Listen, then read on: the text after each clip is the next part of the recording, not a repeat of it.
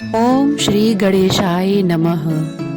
हिंदू पंचांग के अनुसार प्रत्येक वर्ष माघ कृष्ण पक्ष की चतुर्थी तिथि के दिन सकट चौथ का व्रत रखा जाता है।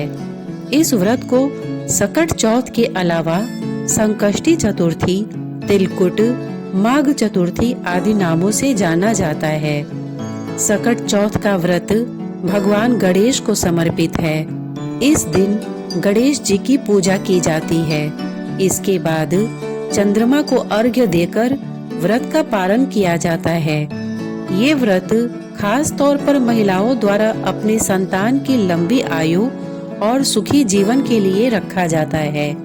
मान्यता है कि इस व्रत को करने से विघ्नहर्ता गणेश संतान के सारे संकटों को दूर करते हैं। सकट चौथ की पूजा की विधि इस प्रकार है।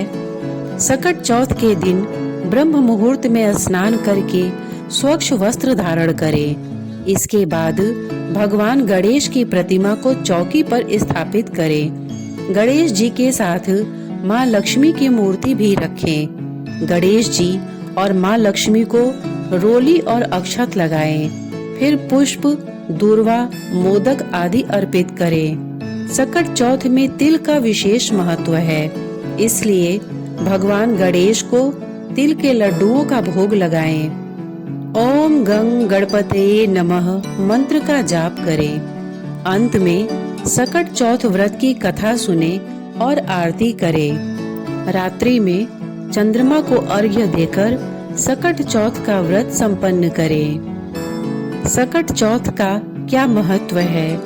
धार्मिक मान्यता है कि सकट चौथ का व्रत रखने से गौरी पुत्र श्री गणेश प्रसन्न होते हैं और सभी संकटों से रक्षा करते हैं। शास्त्रों में माघ माह की चतुर्थी का सबसे अधिक महत्व बताया गया है, क्योंकि इस दिन भगवान गणेश ने भगवान शिव जी और माता पार्वती की परिक्रमा की थी। जो लोग सकट चौथ के दिन विघ्नहर्ता श्री गणेश की पूजा करते हैं, उनकी सभी मनोकामनाएं पूरी होती हैं।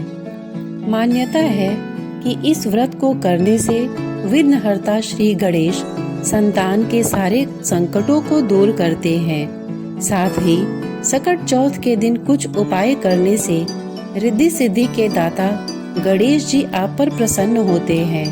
आइए जानते हैं सकट चौथ के कुछ उपाय। सभी बाधाएं दूर करने के लिए शास्त्रों के अनुसार सकट चौथ के दिन सुपारी और इलायची के उपाय बहुत कारगर होते हैं। इस दिन भगवान गणेश के सामने 2 सुपारी और 2 इलायची रखें और इसकी पूजा करें। इस उपाय से गणेश भगवान की कृपा होती है। साथ ही कार्यों में आने वाली बाधाएं दूर हो जाएंगी। धन दौलत में वृद्धि के लिए गणेश जी की पूजा करते समय एक लाल रंग का कपड़ा लें। फिर इसमें श्री यंत्र और उसके बीच में सुपारी रख दें। इसके बाद गणेश जी की पूजा करें। पूजा के बाद लाल कपड़े में रखे इस यंत्र और सुपारी को तिजोरी में रख दें। ऐसा करने से आपके धन दौलत में वृद्धि होगी। चंद्रदेव को अर्घ्य। चौथ के दिन भगवान गणेश के अलावा चंद्रमा की पूजा की जाती है। इस दिन शाम के समय चंद्रोदय होने पर लोटे में शुद्ध जल भरकर उसमें लाल चंदन, कुश, पुष्प, अक्षत आदि डालकर चंद्रमा को अर्घ्य दें। इससे प्रसन्न होकर चंद्रदेव आपके परिवार की कुशलता का आशीर्वाद देंगे।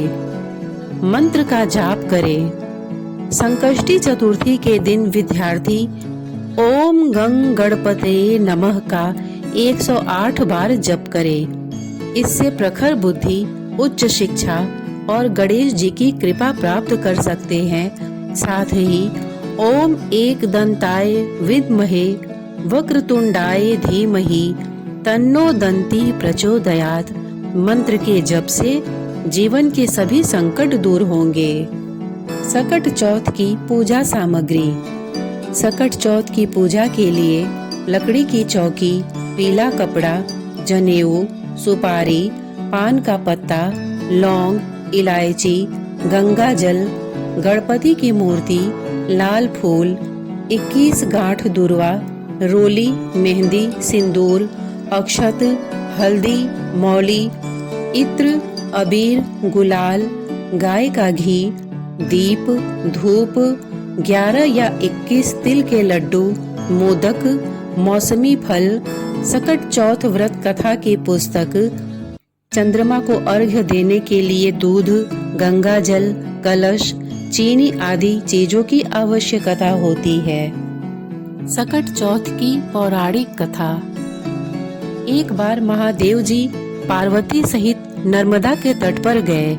वहां एक सुंदर स्थान पर पार्वती जी ने महादेव जी के साथ चौपड़ खेलने की इच्छा व्यक्त की। तब शिव जी ने कहा, हमारी हार जीत का साक्षी कौन होगा? पार्वती ने तत्काल वहां की घास के तिनके बटोर कर एक पुतला बनाया और उसमें प्राण प्रतिष्ठा करके उससे कहा, बेटा, हम चौपड़ खेलना चाहते हैं, किंतु यहाँ हार जीत का साक्षी कोई नहीं है। अतः खेल के अंत में तुम हमारी हार जीत के साक्षी होकर बताना कि हम में से कौन जीता कौन हारा। खेल आरंभ हुआ। दैव योग से तीनों बार पार्वती जी ही जीती। जब अंत में बालक से हार जीत का निर्णय कराया गया तो उसने महादेव जी को विजयी बताया। परिणामतः पार्वती जी ने क्रुद्ध होकर उसे एक पांव से लंगड़ा होने और वहां के कीचड़ में पड़ा रहकर दुख भोगने का शाप दे दिया। बालक ने विनम्रता पूर्वक कहा, माँ, मुझसे अज्ञानवश ऐसा हो गया है। मैंने किसी कुटिलता या द्वेष के कारण ऐसा नहीं किया। मुझे क्षमा करें और शाप से मुक्ति का उपाय बताएं। तब ममता रूपी माँ को उस पर दया आ गई और वे बोली, यहाँ नाग कन्याएं गणेश पूजन करने आएंगी। उनके उपदेश से तुम गणेश व्रत करके मुझे प्राप्त करोगे।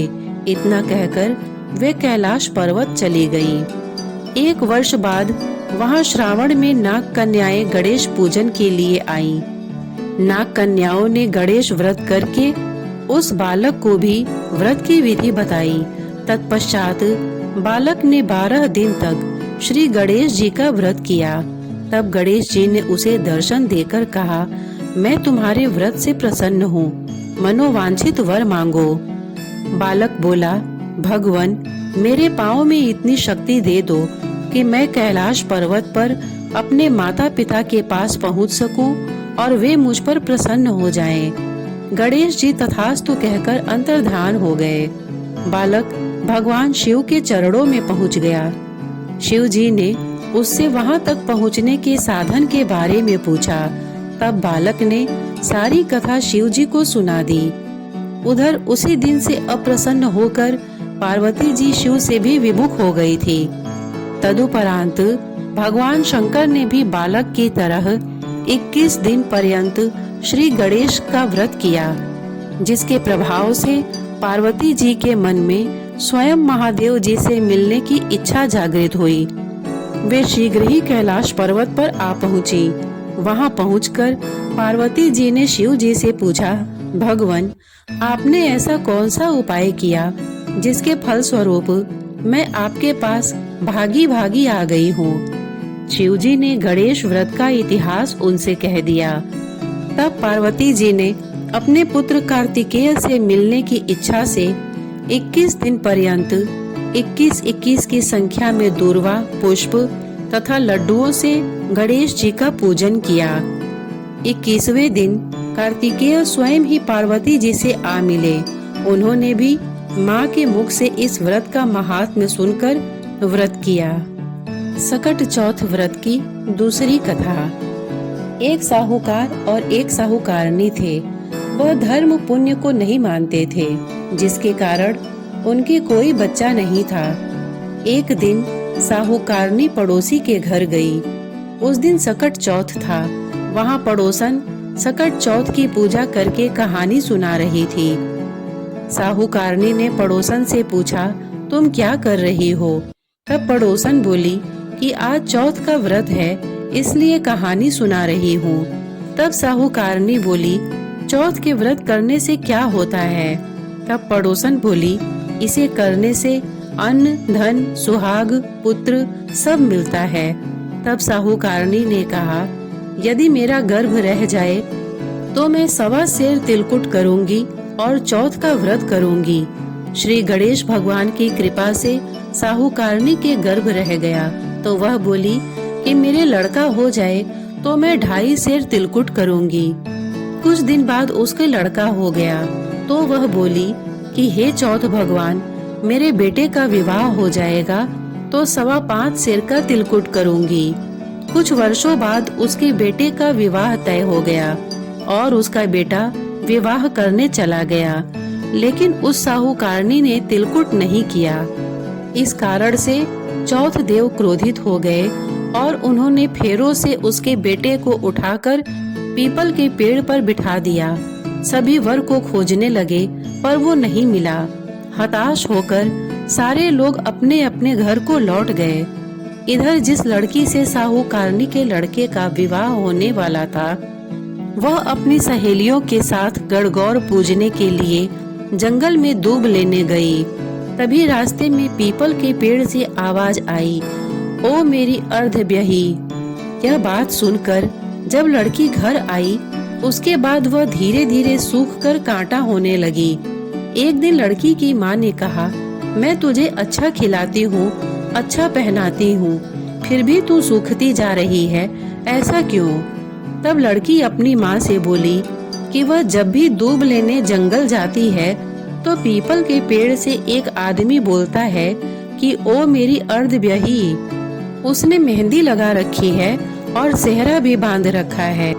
तब उसकी माँ ने पीपल के पेड़ के पास जाकर देखा, यह तो उसका जमाई ही है। तब उसकी माँ ने जमाई से कहा, यहाँ क्यों बैठे हो? मेरी बेटी तो अर्धब्यही कर दी और अब क्या लोगे? साहूकारनी का बेटा बोला, मेरी माँ ने चौथ का तिलकुट बोला था लेकिन नहीं किया, इसलिए चौथ माता ने नाराज होकर यहाँ बिठा दिया। यह सुनकर उस लड़की की माँ साहूकारनी के घर गई और उससे पूछा कि तुमने सकट चौथ का कुछ बोला है क्या? तब साहूकारनी बोली, तिलकुट बोला था। उसके बाद साहूकारनी बोली, मेरा बेटा घर आ जाए तो 2.5 मन का तिलकुट करूंगी।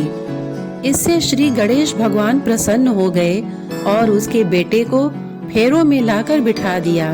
बेटे का विवाह धूमधाम से हो गया।